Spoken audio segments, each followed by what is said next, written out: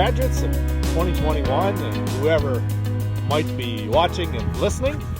I want to talk to you today a little bit about truth. And one of the things that seems to be very common these days is people, Rocky, hey, that's enough. People seem to make up their own truth. And they just say something and they say it's true, or they say what that guy said is true, or they say what that guy said is true. And my dog is barking at rocks. So sometimes I question his sanity. So a little demonstration here today. I have here a knife, and I'm going to demonstrate to you that this knife is sharp. And you can judge for yourself whether you think it's true or not. I should probably go. Kind of exposed out here, so I'll finish this later. All right, I'll finish this up here. You can see behind me there's quite the storm brewing. I didn't want to get hit by lightning. That would have made quite the video. So yeah, I'm here on the safety of my deck, and I was going to show you, I was telling you, this knife is sharp, and I'm going to prove to you that it's true by taking this piece of paper, and I'm going to cut the paper. So here's the knife and the paper, and not as sharp as I thought it would be, but there you go. So I'm proving to you that to some degree this knife is sharp.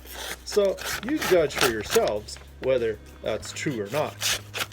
There it is, cutting some of the paper. Not doing a great job, so not super sharp, but there you have it. I'm showing you that this knife is sharp.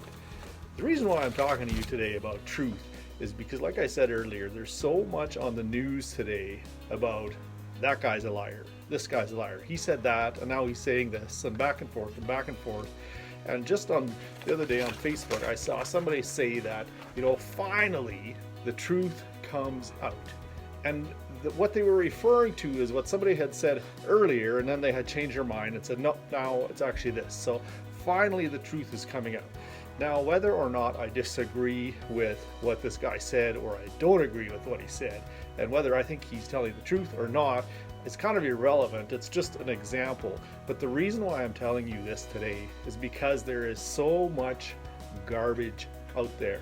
And even on the news, it used to be maybe 50 years ago that if somebody wanted to do a news article, they'd have to go out, they'd have to do the research and actually dig into the subject that they are reporting on, and then they would either do a news story, or they would write a news story or do a news broadcast. But today, just like I'm doing right now, anybody has access to be a reporter, and I can make anything. And even my little demonstration with my knife, and whether it's true or not, you could say, you know what, you just ripped the paper, or the video is fake, and you can say that if you want. But my point is that people cannot make up their own truth. Something is true or isn't true. And I'm going to throw a Bible reference in here. And Jesus said, I am the way, the truth, and the life. The only truth out there comes from God and is true. That doesn't mean that people can't make true statements or untrue statements, but you cannot make up truth.